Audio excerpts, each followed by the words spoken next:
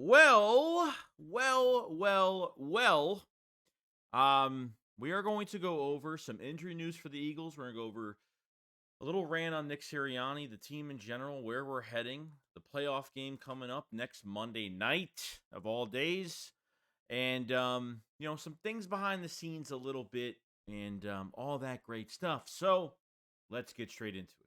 We better turn. Because I've seen enough horror movies to know any weirdo wearing a mask is never friendly.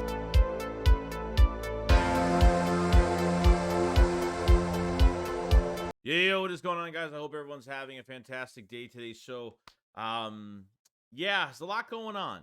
Obviously, the regular season is officially over with, and now we're going to be getting into the playoffs. Okay. The Eagles are opening up. I think they opened up as 1.5, 1.5 point favorites yesterday. I think they're like 3.5. I think 3-point favorites now to win on the road. I don't know why. A lot goes into this game. I think the number one thing is why is this game on Monday night at 8 o'clock? I just don't get it. I'm actually shocked they actually put this game as the last game, I guess, for wild card weekend, whatever the case may be. But making this a Monday night game, like people gotta go to work the next day and hopefully don't feel more embarrassed than they already do. Feel bad for the people got to go to work the next day, as myself as well, that have to sit and watch this shit Monday night. And, supporting the team, and this is what we do. And, we hope that they can really pull something off in Tampa Bay. It's a very beatable team. The Eagles are not playing up to their standard. We all know this. Nothing is working as of right now, and a lot of things are in question. So it's a Monday night game for the Philadelphia Eagles next week. Now, obviously, with Nick Sirianni, I don't even know at this point. Sirianni is like a dead man walking right now because at this point, like, what would be like the one thing that you would say to your team after losing to the Giants the way you did? Okay. And this guy goes and he says, we're 0-0. Let's go for a run. I think Byard said that. Kevin Byard said that in an interview. He's like, oh, we're 0-0. Let's go for a run. No. It's just one of those things where Nick is just like staying very positive, and I understand like you're ignoring the negatives, and you're a coach that's trying to keep your team uplifted, but I'm just saying, like, before the game, before the Giants game for the week, there was news that came out that A.J. Brown was having multiple meetings with players throughout the entire week. And apparently, from what I heard from the report, and I think it was from Adam Schefter, it said that, A.J. Brown was trying to convince a lot of players on this team this week to believe in the coaching staff. We knew from A.J. Brown's interview after not talking for about 2 weeks to the media, a lot of rumors were going around that A.J. Brown was forced to have that press conference in the locker room because I guess the coaching staff, maybe the ownership was like, hey, like, we need to take some pressure off the coaches, and we just need something because this is causing way too much stuff that's going on right now. It's a very big negative buzz in Philadelphia when A.J. Brown doesn't talk to the media for 2 weeks. Me, I didn't give a shit about it. I was like, who cares? Why does he have to talk to anybody? I'd probably be the same way, to be honest with you. I'm surprised more players haven't really cracked at this point. But Nick is his normal self still. Still like looking like he's totally just he's a dead man walking. I feel like he's on the hot seat. I feel like he's like he was asked at the press conference the other day today, whenever you're watching this, like he was like, are you going to change play calling? Are you going to change anything you're doing? He's like, no. It's just to a point now where I don't know I don't even know if I'm taking this guy seriously anymore. For the past 6 weeks, I haven't really took him seriously at all because I haven't heard anything. I haven't heard him really taking too much accountability. Okay. I'm not the standard shit that they normally say, like, we got to be better. That's not accountability. That's a PR statement that everybody says. It's just getting to a point now where do we question the coaching staff? And Another thing we got to question is, how do you go into a 2024 offseason? Okay, whatever happens in the playoffs happens in the playoffs. Whether they win a Super Bowl, whether they're one and done, whatever the case may be. How do you evaluate your roster? How do you evaluate your roster going to next year with literally two schemes that are flawed?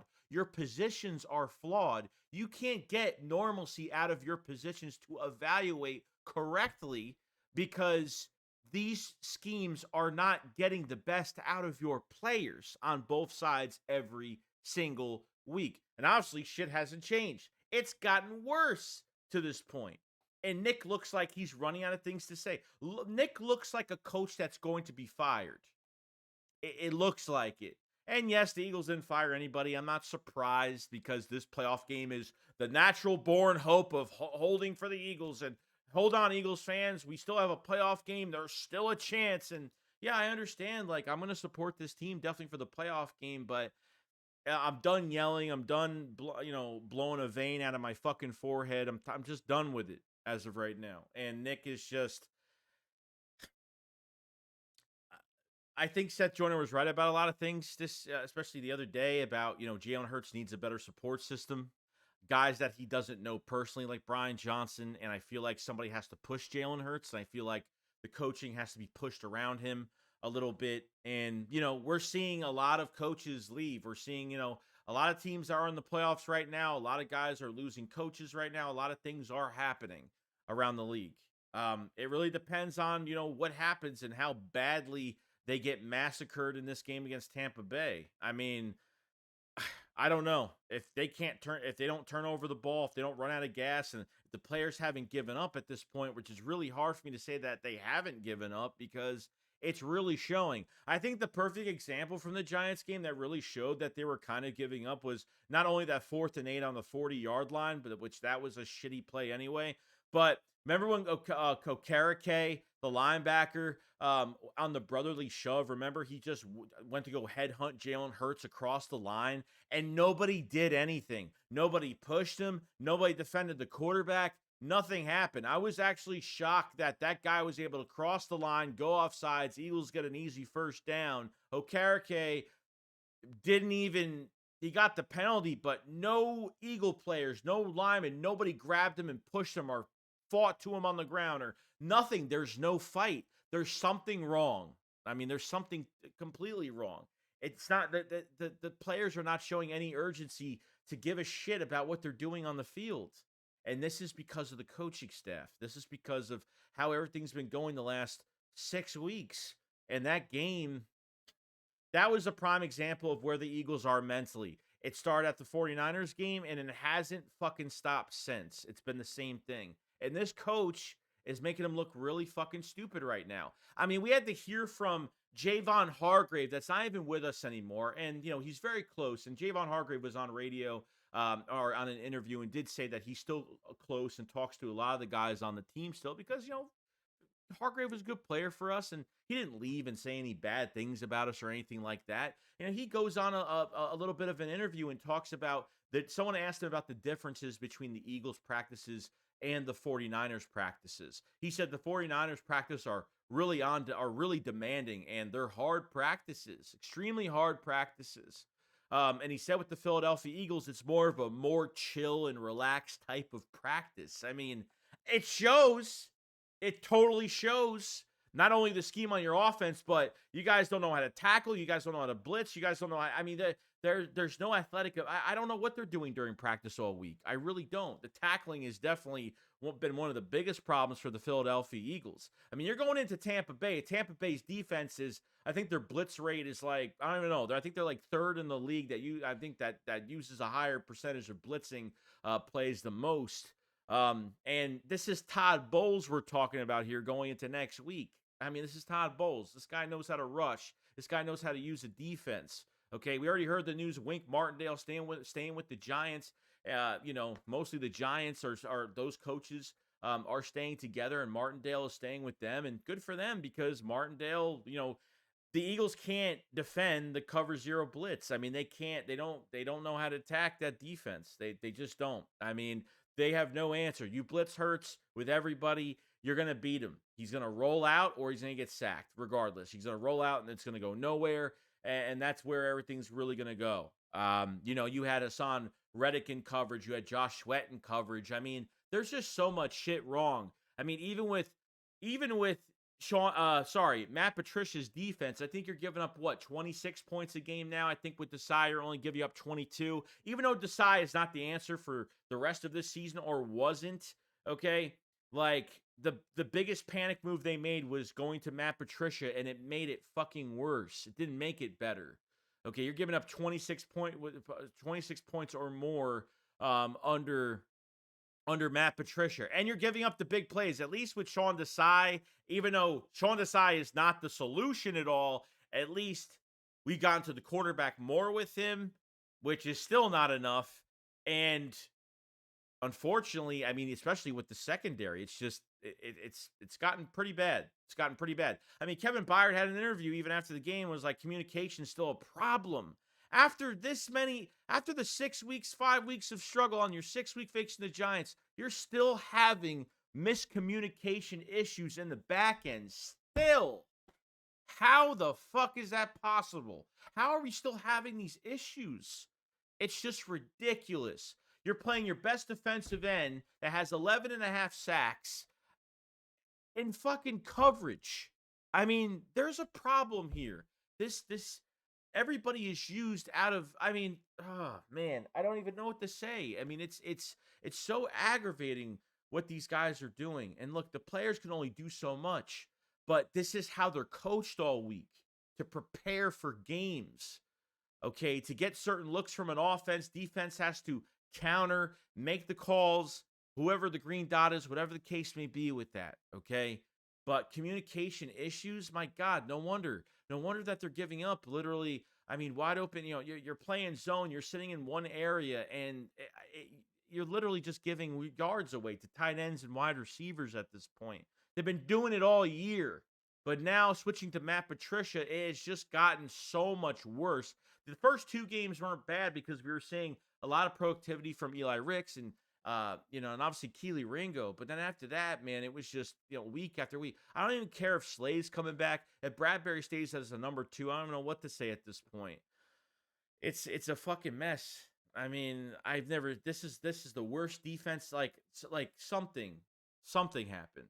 And between the Bills and the 49ers game, something bad happened behind the scenes that we don't know about, because there's no way that they just do a 180 like this and we look this terrible.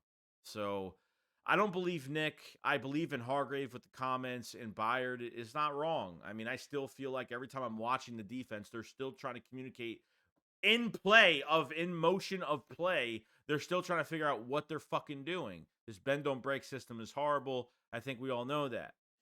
Now, I want to go into, obviously, the injuries for the Philadelphia Eagles. I know Reed Blankenship's dealing with, I think, a knee, or I forgot what it was, a groin or something like that. So we'll figure out, we still have a few more days. The most important ones right now is obviously Jalen Hurts in the middle finger, and apparently had the MRI, and it looks like he's going to be okay. He's going to be in a lot of pain this week. It's going to be a pain tolerance type thing.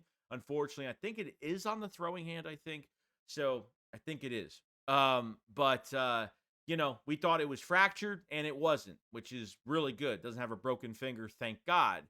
It was just dislocated out of place, and when you put it back into place, you're going to be in pain all week. So it looks like Jalen Hurts is going to play. There really hasn't been anything crazy about that. A.J. Brown's knee injury, and Sirianni said that, guessing that, they're all going to play. Devontae Smith should be back this week. Having A.J. Brown back is definitely huge for your offense.